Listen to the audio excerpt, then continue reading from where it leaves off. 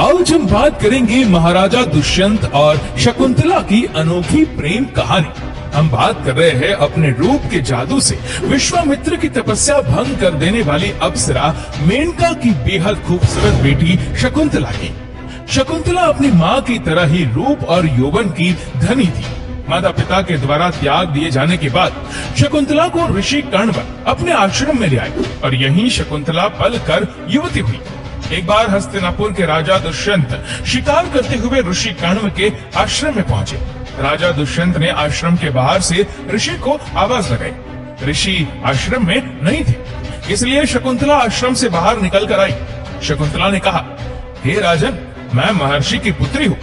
महर्षि अभी आश्रम में नहीं है, वह तीर्थ यात्रा पर गए हैं। मैं आपका आश्रम में स्वागत करती हूँ। आश्चर्यचकित होकर दुष्यंत बोले, महर्षि तो ब्रह्मचारी है, तो आप उनकी पुत्री कैसे हुई? इस पर शकुंतला ने उन्हें बताया कि वह महर्षि की गोद ली हुई कन्या है। वास्तविक माता पिता मेनका और विश्वामित्र है। शंकुत नामक पक्षी ने मेरी रक्षा की, इसीलिए मेरा नाम शकुंतला पड़ा। शकुंतला के सौंदर्य और मधुर वाणी से राजा दुष्यंत मोहित हो चुके थे। दुष्यंत ने कहा, शकुंतले, तुम मुझे बेहद पसंद आई। यदि तुम्हें कोई आपत्ति न हो तो मैं तुमसे विवाह करना चाहता हूँ। शकुंतला भी दुष्यंत को पसंद करने लगी थी, इसलिए उन्होंने भी हाँ कर दी। दोनों ने गंधर्व विवाह यानी प्रेम विवाह कर दिया। कुछ समय साथ में व्यतीत करने के बाद जब दुष्यंत अपनी राजधानी हस्तिनापुर लौटने लगे तो उन्होंने लौटकर शकुंतला को अपने साथ ले जाने का वचन दिया। प्रेम के प्रतीक चिन्ह के रूप में उन्होंने अपनी राज मुद्रिका शकुंतला की उंगली में पहना दी। एक दिन कण्व ऋषि के आश्रम में दुर्वासा ऋषि पधारे। उस समय महाराजा दुष्यंत के यादों में खोई शकुंतला को दुर्वासा ऋषि की आवाज सुनाई नहीं दी। अपने क्रोध के लिए विख्यात ऋषि को लगा कि ये उनका अपमान है। उन्होंने उसी क्षण शकुंतला को शाप दे दिया, जिस किसी के ध्यान में लीन होकर तूने मेरा निरादर किया है वह तुझे भूल जाएगा। ये सुनकर शकुंतला का ध्यान टूटा तो उन्होंने ऋषि से क्षमा मांगी। ऋषि ने कहा कि जिनकी याद में तुम खोई थी उनका कोई प्रतीक चिन्ह होगा तो उस चिन्ह को देखकर उन्हें तेरी स्मृति हो जाएगी। ये कहकर दुर्वासा वहां से चले गए। कुछ दिनों बाद जब कण्व ऋषि तीर्थ यात्रा से लौटे तो शकुंतला ने उन्हें अपने गंधर्व विवाह के बारे में बताया। ये जानकर कण्व ऋषि ने कहा, बेटी, विवाह के पश्चात कन्या को अपने पति का घर ही शोभा देता है। अब तेरे पति का घर ही तेरा घर है। ये कहकर कण्व ऋषि ने शकुंतला को अपने शिष्यों के साथ हस्तिनापुर भिजवा दिया।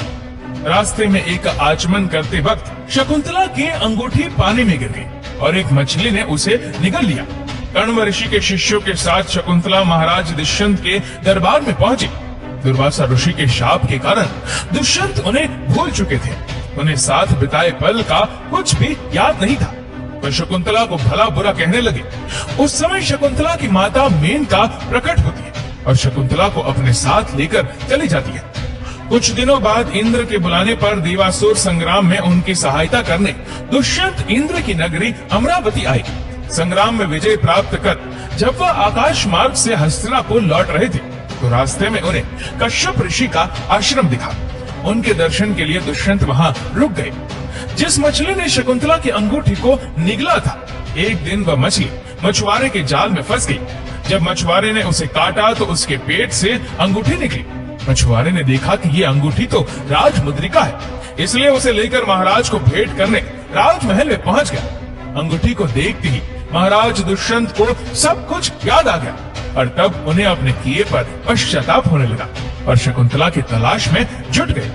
दुष्यंत ने देखा कि कश्यप ऋषि के आश्रम में सुंदर सा बालक शेर के साथ खेल रहा है। दरअसल ये बालक कोई और नहीं, शकुंतला का पुत्र था। मेनका ने अपनी बेटी शकुंतला को उस हालत में कश्यप ऋषि के आश्रम में लाकर छोड़ा था। वही उसने भरत को जन्म दिया था। बालक को देखकर दुष्यंत के मन में प्रेम भाव उमड़ पड़ा। जैसे ही वह उसे गोद में उठाने के लिए आगे बढ़े, वैसे ही शकुंतला की सखी चिल्ला उठी और बोली, आप इस बालक को न छुए, उसकी भुजा में बंधा काला धागा सांप बनकर आपको डस लेगा। राजा दुष्यंत ने शकुंतला से अपने बुरे व्यवहार की माफी मांगी और कश्यप ऋषि से आज्ञा लेकर उन्हें और अपने पुत्र भरत को हस्तिनापुर ले आए। बाद में भरत प्रतापी सम्राट बने और उन्हीं के नाम पर हमारे देश का नाम भारतवर्ष हुआ। दोस्तों, इस वीडियो को लेकर आपकी क्या राय है नीचे कमेंट करके जरूर बताएगा। और अगर आपको वीडियो अच्छा लगा हो तो इस वीडियो को लाइक करेगा, शेयर करेगा ज्यादा से ज्यादा लोगों तक। और ऐसे ही और भी स्पिरिचुअल वीडियोस के लिए सब्सक्राइब करें हमारे यूट्यूब चैनल को और फेसबुक पर फॉलो करें हमारे पेज को। धन्यवाद।